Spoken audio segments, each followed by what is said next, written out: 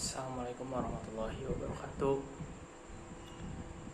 Sebelumnya perkenalkan, nama saya Muhammad Aulan Afif.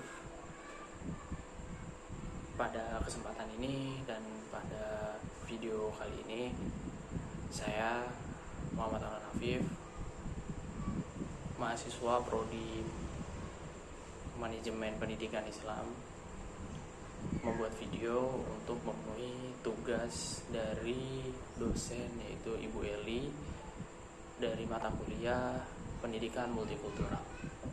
Di sini tugasnya yaitu tentang mereview buku, di mana mereview buku ini saya mengambil buku dari tokoh, bisa dibilang ulama, tokoh Punukawan, sejarawan yang ada di Indonesia, yaitu Kiai MH Ainun Najib. Yang ini bukunya bisa dilihat. Jadi judul dari buku ini sendiri itu tentang Islam itu rahmatan lil alamin, bukan untuk kamu sendiri. Dimana buku ini itu terbit terbitan pertamanya yaitu 2019, dan saya beli di marketplace dengan harga 103.000. Kenapa saya membeli buku ini dan memilih buku ini? Karena menurut saya ada sesuatu yang menarik dalam buku ini, dan hal yang menarik itu saya ingin baca dan saya ingin bagikan kepada teman-teman sekalian di video ini. Baik, saya akan memaparkan apa sih yang sudah saya tangkap dan apa sih yang sudah saya dapat tentang rahmatan lil alamin itu sendiri lewat pemikiran dan lewat pendapat dari beliau, yaitu MH Ainun Najib atau yang bisa dipanggil Cak Nun. Islam itu rahmatan lil alamin. Sebelumnya rahmatan lil alamin adalah Islam itu adalah rahmat bagi seluruh alam.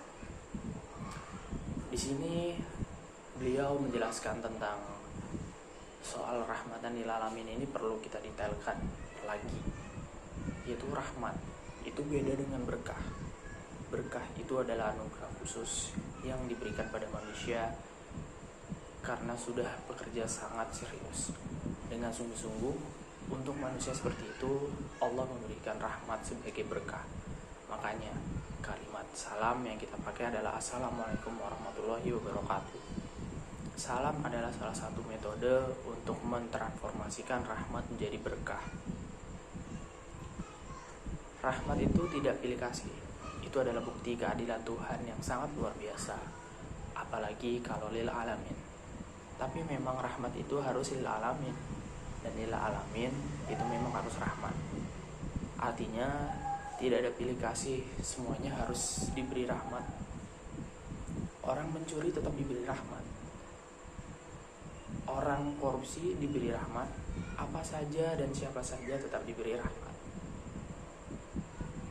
Maka kalau membuat kebijakan atau kurikulum, pedomannya adalah tidak boleh menyakiti semua makhluk Allah di alam semesta ini, termasuk alam semesta itu sendiri. Menurut teori Nabi Muhammad SAW ada dua jenis menyakiti atau perbuatan buruk. Pertama, mengambil sesuatu yang bukan haknya, melakukan sesuatu yang seharusnya tidak dilakukan, atau tidak melakukan sesuatu yang seharusnya dilakukan. Kedua, merendahkan martabat. Janganlah kita merendahkan martabat semua makhluk yang ada di bumi, di alam ini, seluruh alam ini. Contohnya yang diambil dari beliau yaitu adalah batu harus dihargai sebagai batu. Jangan merendahkan anjing karena ia tidak akan masuk neraka. Sebaliknya justru kita yang mungkin masuk neraka. Semuanya kita hargai sebagaimana Tuhan memaksudkannya. Misalnya kalau Tuhan membuat warna merah, jangan menuduhnya sebagai warna kuning. Itu cara kita merahmati semuanya. Dari pemahaman itu baru diterjemahkan ke seluruh komunitas manusia, mulai dari yang hidup di hutan berpindah-pindah sampai ke komunitas, suku, kerajaan, kesultanan, sampai ke negara, dan pada masa sekarang ini kita malah bertengkar mengenai rahmatan lil alamin. dalam hal apapun, termasuk di dalam wacana Islam. Ada kata istilah atau idiom yang sebenarnya milik bersama, yaitu rahmatan lil alamin. Hal itu tidak boleh dijadikan identitas kelompok, karena itu bertentangan dengan hakikat rahmat. Sebab rahmat itu tidak boleh hanya dinikmati oleh satu orang. Ujar beliau, itu kan bisa jadi perkara, kata Islam sendiri sebenarnya. Kata Islam sendiri sebenarnya untuk semuanya, karena Islam itu bukan kelompok non-Kristen, non-Buddha, atau non-Hindu. Islam itu adalah suatu pekerjaan yang dinamis untuk saling menyelamatkan dalam hal apa saja. Tapi sekarang ini malah lucu. Di dalam buku ini Cak Ainun atau beliau menjelaskan, karena Islam ini sudah menjadi kelompok, ditambah lagi ada semacam pecahan-pecahan dari batu besar menjadi batu kerikil-kerikil yang banyak sekali di dalam Islam itu sendiri. Ada beberapa kata: Ka'bah, Islam rahmatan lil alamin, khilafah yang disalahpahami. Khilafah misalnya sebenarnya adalah milik kita semua. Dia bukan padatan, bukan identitas, bukan ideologi. Rahmatan lil alamin ini sebenarnya adalah kenikmatan kita bersama, dan bagian dari metode mencapai rahmat itu adalah khilafah. Khilafah itu artinya Anda harus mengelola dengan tanggung jawab dan cinta. Kalau Anda diserahi kambing, Anda harus menyayangi kambing. Itu memberinya makan secara wajar, menyediakan kandang yang nyaman, sehingga saling menjadi rahmat satu dengan yang lain. Rahmatan lil alamin bisa menjadi landasan semua ilmu, baik itu ilmu budaya, ilmu sosial, ilmu politik, psikologi, ekonomi, maupun pertanian. Kalau semuanya rahmatan lil alamin, tidak akan berbagai konflik seperti yang berlangsung sekarang. Tapi manusia tidak mau rahmatan lil alamin. Manusia itu suka semaunya sendiri. Lawannya rahmatan lil alamin adalah egoisme, egosentrisme, primordialisme, mau menang sendiri, mau kaya sendiri, mau surga, mau masuk surga sendiri. Ada orang yang maunya cenderung mengambil harta sebanyak-banyaknya, atau kalau sudah merasa alim, surga itu miliknya sendiri, yang lainnya neraka. Padahal rahmatan lil alamin adalah saling memberi ruang. Manusia memberi ruang bagi yang lainnya, dan semuanya saling memberi ruang. Itulah namanya rahmat. Rahmatan lil alamin tidak bisa dijadikan identitas yang padat atau primordial. Binatang saja rahmatan lil alamin, ujar Cak Ainun. Semuanya rahmatan lil alamin. Jadi menurut saya, kata itu harus kita jaga bersama, karena semua manusia butuh itu. Tidak ada satupun manusia yang tidak setuju dengan rahmatan lil alamin, apapun agamanya, sukunya, bangsanya, atau sejarahnya.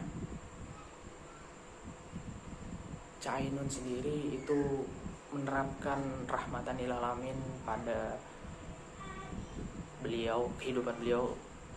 Beliau memberikan contoh ketika beliau turun dari sebuah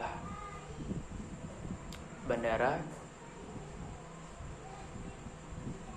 Beliau tidak bisa memilih taksi. Ketika itu ada 10 taksi, saya disuruh memilih satu, ujar beliau. Maka beliau bilang tidak bisa, karena menurut beliau 10 supir taksi itu harus berunding untuk menentukan taksi mana yang akan digunakan atau dikendarai atau ditumpangi oleh seorang Cak Ainun. Maka dengan demikian Cak Ainun sendiri itu menerapkan yang namanya rahmatan lil alamin, karena Cak Ainun tidak ingin menyakiti hati supir-supir yang lain.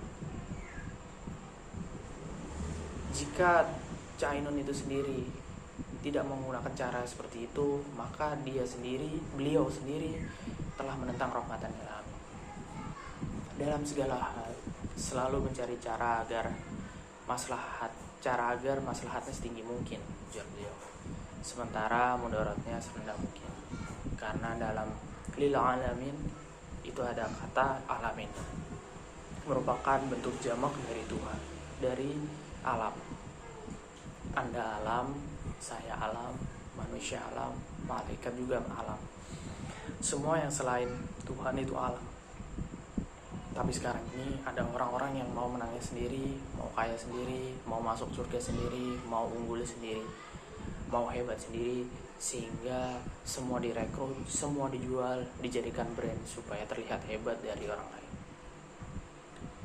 Jadi rahmatan lil alamin, atau yang bisa saya simpulkan pada rahmatan lil alamin itu sendiri di dalam buku Islam itu rahmatan lil alamin bukan untuk kamu sendiri, yaitu kita harus menghargai sesama, baik itu dari latar belakang yang baik, buruk, dan tidak memiliki latar belakang.